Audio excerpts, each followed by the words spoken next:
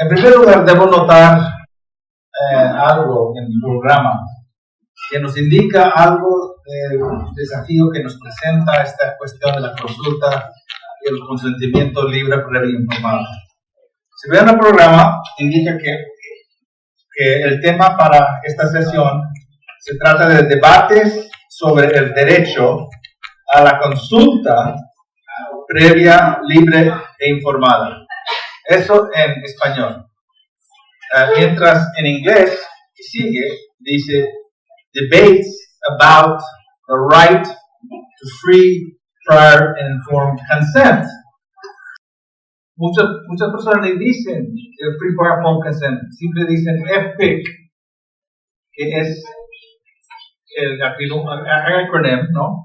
El acrónimo para free, prior, informed consent en inglés, el FPIC. Hay montones de conferencias que hablan del FPIC, que empiezan a hablar del FPIC sin decirte lo que significa el FPIC.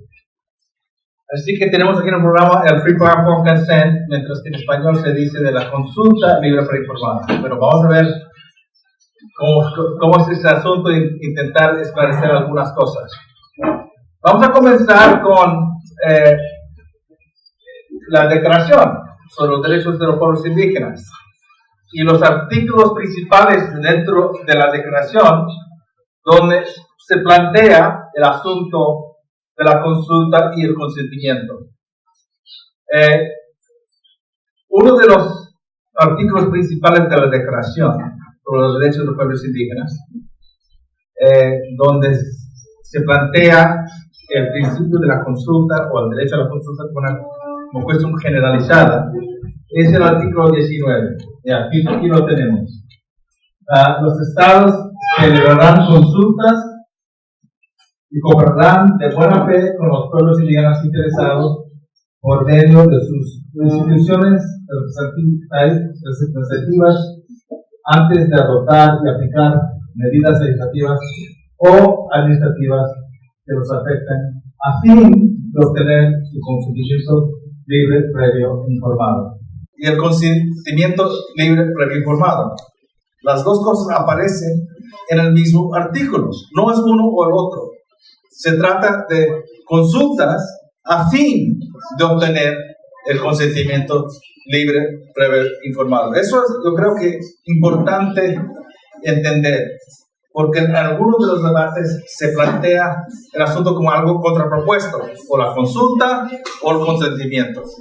No, como lo plantea la declaración, es la obligación de los estados, es una obligación de los estados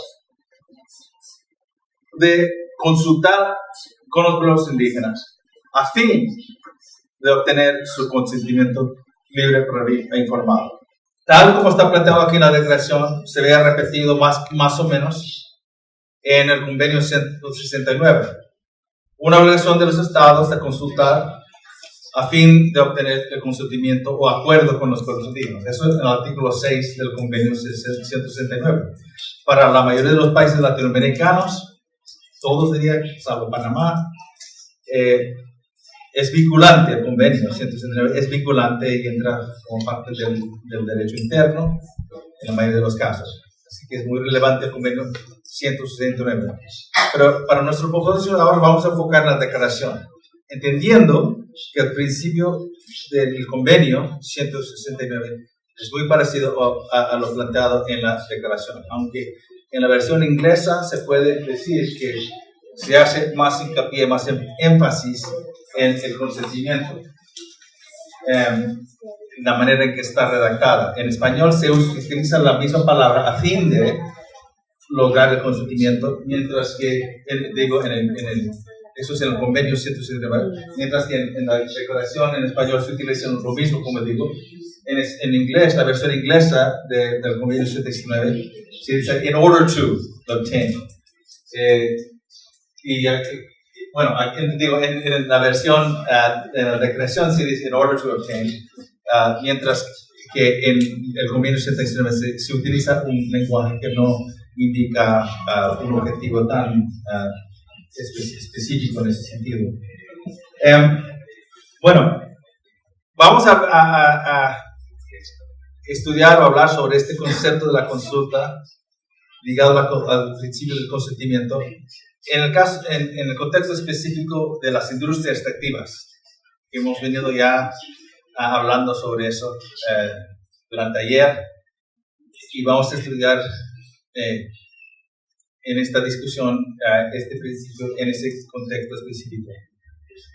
Bueno, la declaración de la ONU en su artículo 32, segunda parte del 32, se dirige en particular a la consulta en el contexto de las industrias extractivas. Simplemente aplica el mismo principio con relación a proyectos que pueden afectar los territorios y tradicionales y otros recursos naturales de los pueblos indígenas. Y aquí tenemos el principio.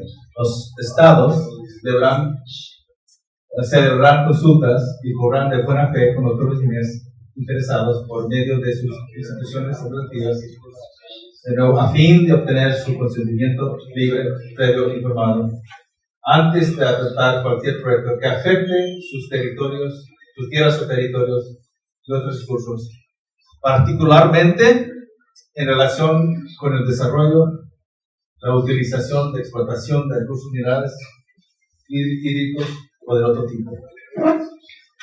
Así que tenemos aquí en la declaración la aplicación del principio de la consulta y el consentimiento libre, previo e informado en relación específica con los proyectos de extracción, de explotación de recursos naturales, proyectos hídricos y otros que afectan las tierras y territorios de los pueblos indígenas. Vamos ahora a estudiar unos casos específicos. César ayer se habló de la mina Marlin, ¿no? Del caso de la mina Marlin en Guatemala. Esto es un caso que yo estudié cuando era relator de las Naciones Unidas sobre los derechos de los pueblos indígenas. Como expliqué ayer, el mandato del relator es intervenir en casos, en situaciones específicas donde se alegan o donde se presentan presuntas o actuales violaciones de los pueblos, de los derechos de los pueblos indígenas. Este caso de la mina Marlin es uno que llegó a mi atención varias veces. Se trata de una concesión minera a una compañía de capital norteamericana, la Gold Corp, la compañía es Gold Corp Corporation. Bueno, es canadiense, perdón, es canadiense.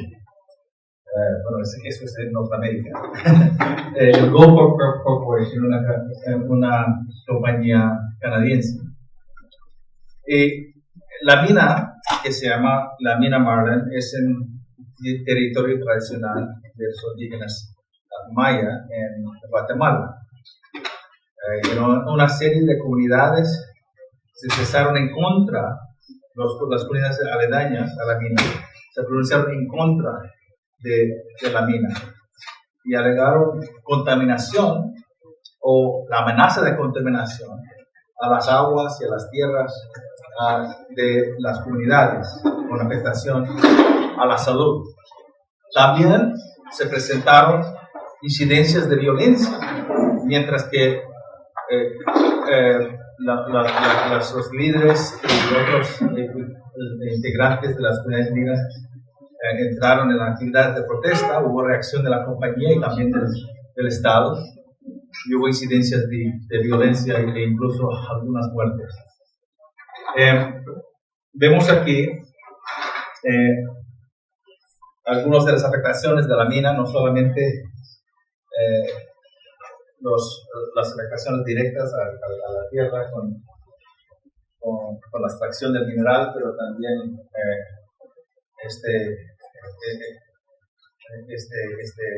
agua de desechos de la mina. Cuando yo llegué a la zona, se presentaron literalmente miles de personas de las comunidades manifestando su protesta y oposición a la mina. Pero díganos ustedes, ¿qué significa y qué es lo que ¿Cuál es la relevancia de este derecho a la consulta, a los principios de la consulta y consentimiento libre, previo e informado en este contexto? Digan ustedes. ¿Qué implica la consulta? Hay una mina en territorio indígena concesionada por el Estado permitió la mina, está afectando el territorio de ellos. Violación.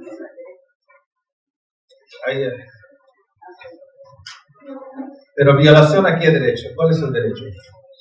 El derecho a la consulta previa Tal como está aquí. ¿Pero qué sentido? ¿Qué ha pasado? O sea, el Estado concesionó el territorio de la comunidad a una minera transnacional sin que la comunidad tuviera un proceso de consulta y menos de consentimiento. ¿Y eso es el problema en su totalidad o hay otros problemas ahí? Pues los afectados.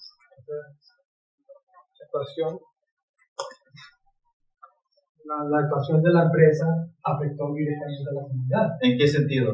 Pues el agua contaminada. La agua contaminada y otros efectos que pudieran leerse directamente al medio ambiente de la comunidad. Entonces, ¿de qué se trata la consulta en este contexto? ¿Simplemente de un proceso de charla o se trata de algo más importante, más fundamental? Más fundamental, ¿no? Se trata de la vida de las personas en este contexto. Se trata del medio ambiente y su salud. Se trata de sus derechos al territorio, ¿no? Defender los derechos fundamentales. ¿Y cuáles son esos derechos fundamentales? Se trata de los derechos fundamentales. Defender los derechos fundamentales están dentro del marco de las declaraciones tanto internacionales en el marco de... Pero en este contexto, ¿cuáles son? En este contexto, el derecho a la vida, a la autonomía, a la autodeterminación de los pueblos indígenas. ¿En qué sentido el derecho a la vida? El derecho a vivir en un ambiente sano y en armonía con su territorio y con el ambiente. ¿Libre determinación en qué sentido? En que ellos pueden tener o están dentro de su territorio para poder también, como digo, exigir sus derechos y también realizar sus propios mecanismos de autogobierno dentro de su territorio. Y decidir sus propias prioridades de desarrollo, ¿no? Eso es uno de los derechos dentro de la delegación, decidir sus propias prioridades de desarrollo. Eso es parte de la libre determinación. Fíjense en eso. Hay unas comunidades indígenas que ven que hay una mina ahí afectando sus vidas, afectando su territorio, sin que ellos han podido decidir qué es lo que quieren. Eso es una afectación directamente a sus derechos al decidir sus propias prioridades de desarrollo, a poder ejercer la libre determinación. Es una afectación directa a sus territorios. O podría ser, ¿no? Ellos alegan que es su territorio tradicional. El Estado en este caso decía que no, que la compañía había comprado esa tierra y que no era de las comunidades. Pero ahí siempre hay un asunto ahí, ¿no? La tierra titulada a favor de las comunidades, oficialmente reconocidas, y esa tierra que los pueblos indígenas consideran suyos, por tradición, ¿no? A veces eso no es la misma cosa. ¿Cómo puede responder la consulta a estas violaciones o estas amenazas a los derechos de los pueblos indígenas? ¿Qué tiene que ver la consulta con eso? Empezamos diciendo que, no consultaron. ¿Cómo podría la consulta? Digamos que haya consulta. ¿Cómo puede ese responder a esta situación de violaciones o presuntas violaciones? Ayudar a documentar. Entonces se entra en la consulta para señalar violaciones. Esa es la función de la consulta. ¿No? ¿Cómo? No. ¿Cuál es la función de la consulta en este contexto? Informar, decían. Informar que les vamos a dar evitar.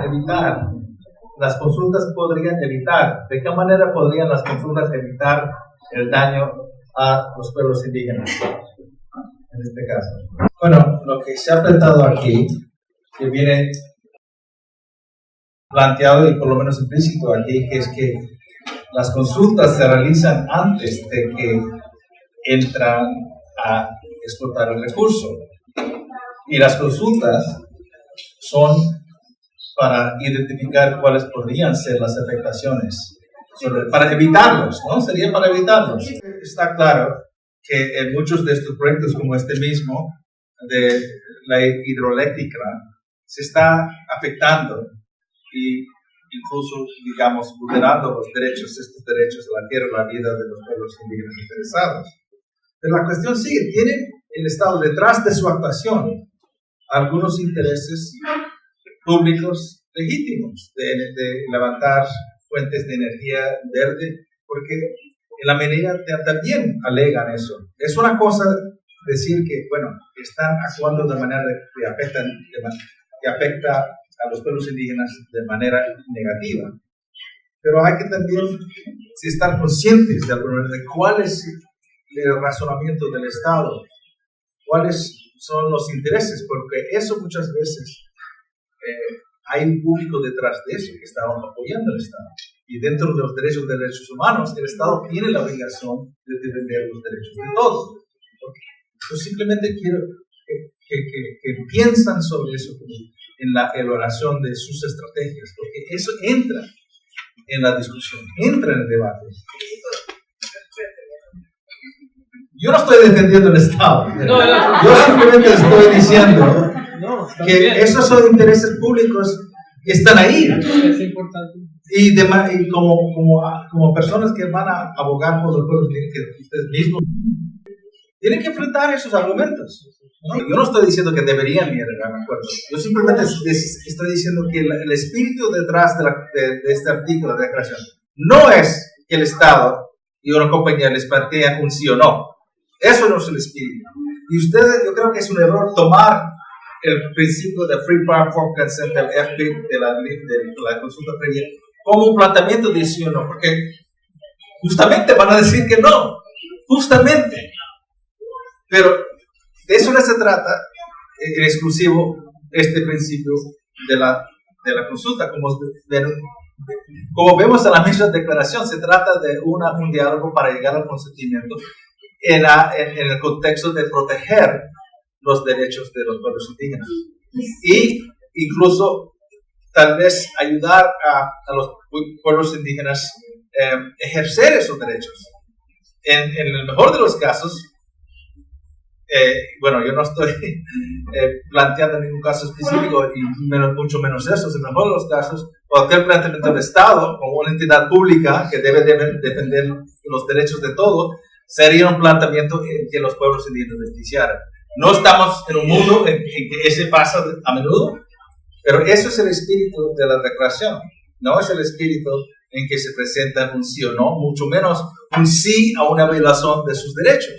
No tiene sentido el consentimiento en ese contexto. ¿Quién va a decir y cómo va a plantear la declaración un principio de consentimiento que le pone al frente la presión de decir sí a una violación de sus derechos? Eso no es el espíritu de la declaración.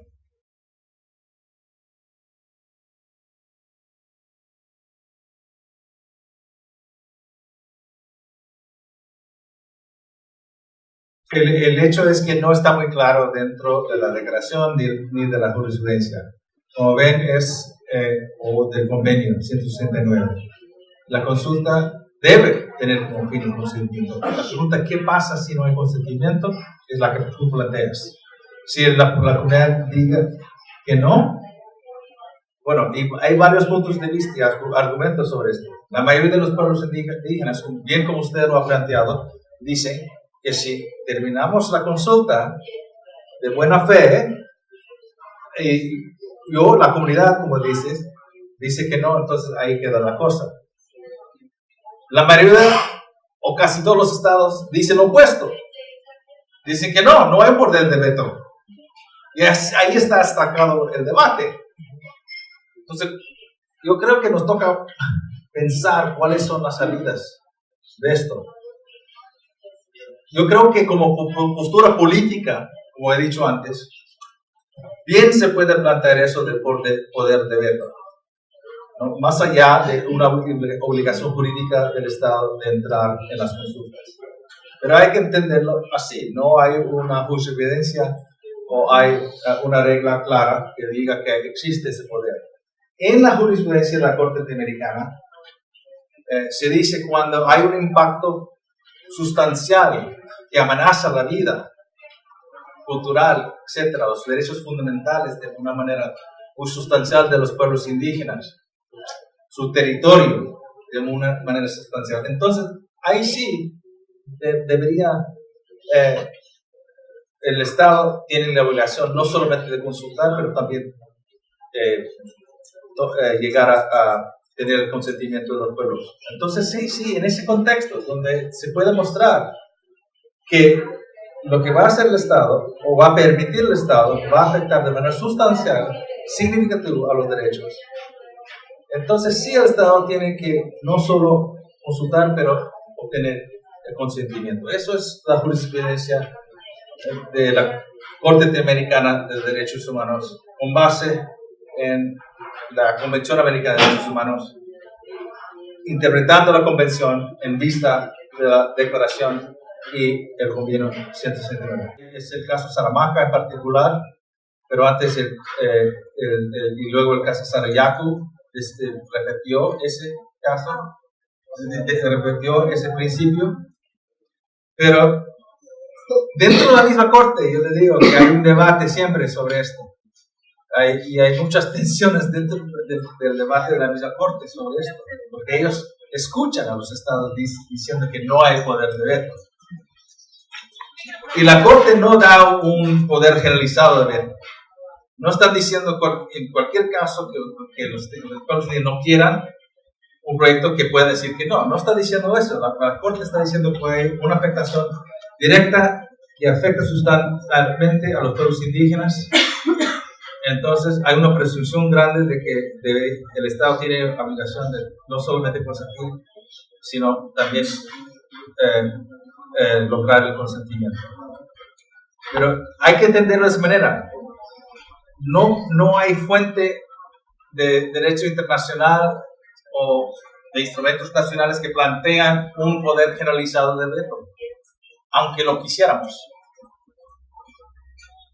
Y una de las razones para las cuales no existe es porque este deber de la consulta entra dentro del ámbito de los derechos humanos, donde por última instancia es el Estado que tiene la obligación de proteger los derechos humanos y por ende es el Estado que normalmente decide cuáles son los arreglos bajo unos requisitos que ponen las normas de derechos humanos. Y también porque en este contexto estamos hablando de una norma, la consulta hacia el consentimiento, que es para proteger los derechos humanos. No es, aunque lo referimos al derecho a la consulta como el derecho, más bien es una norma para proteger los derechos fundamentales. ¿Me explico? Y acuérdense que tal como se expresa en la declaración.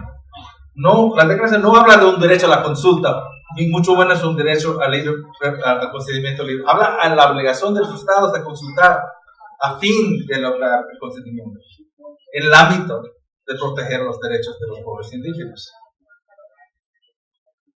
Entonces hay que evolucionar nuestro pensamiento dentro de la lógica de la declaración y los derechos de los pueblos indígenas, entendiendo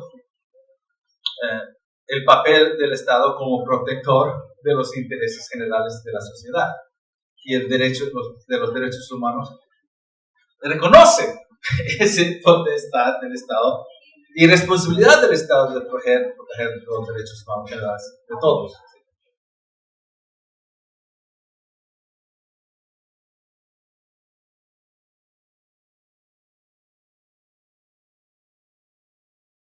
Entonces estamos frente a una doble debilidad. Estamos frente a una norma donde no está muy clara, que exige el consentimiento y, como se ha mencionado, un sistema que no puede hacer en todas las instancias a los estados hacer lo que no quieren hacer.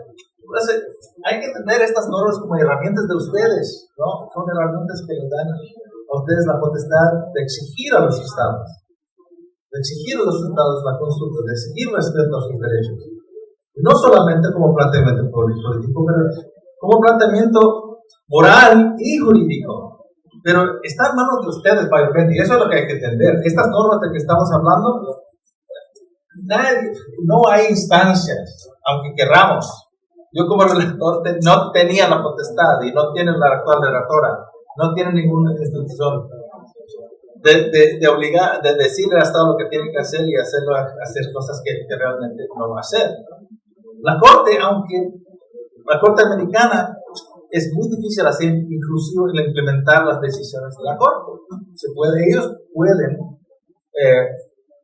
pronunciar sobre las obligaciones vinculantes del Estado y sus decisiones son vinculantes por el Estado, pero aún así es difícil en la mayoría de los casos hacer que los Estados implementen cabalmente la sentencia de la Corte Americana. Entonces eso es un dado, eso es un hecho dado, ¿no? Que estamos hablando de un sistema que es relativamente débil, pero eso no quiere decir que debemos olvidarnos de este sistema, mucho menos de las normas. Estas normas que estamos hablando son herramientas para cada uno de ustedes, pero para utilizarlos eficazmente, yo creo que nos conviene entender los matices de las normas, ¿no? Y saber cuáles son los argumentos que pueden hacer frenar la efectividad de los argumentos que ustedes pueden dar. Y estoy un poco planteando que empezar con el poder de veto es como entrar en un debate donde no hay salida. Empezar con la obligación de consultar, eso ya es incontrovertible. Es incontrovertible y es vinculante el deber de consultar. Donde hay una cuestión es cuál es el impacto o cuál es la aplicación de los resultados de la consulta. Eso es donde hay una cuestión como hay dentro de el marco constitucional de Ecuador y todos los países. No hay ningún país donde se dice que las consultas, el resultado de las consultas son en todo caso vinculantes.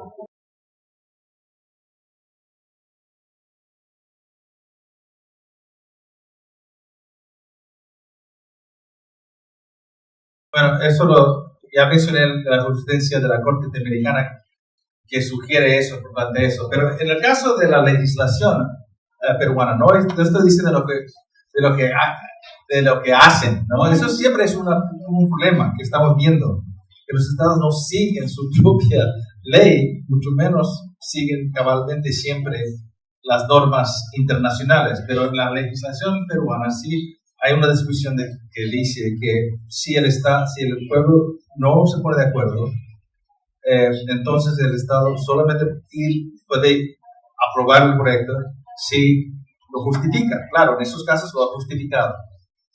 Pero ahí es donde hay que, yo creo que trabajar el asunto un poco. Hacer que el Estado justifique la decisión explicando cómo no van a afectar los derechos, realmente, que cómo no van a disminuir los derechos de los pueblos indígenas y cómo van a beneficiar los pueblos indígenas.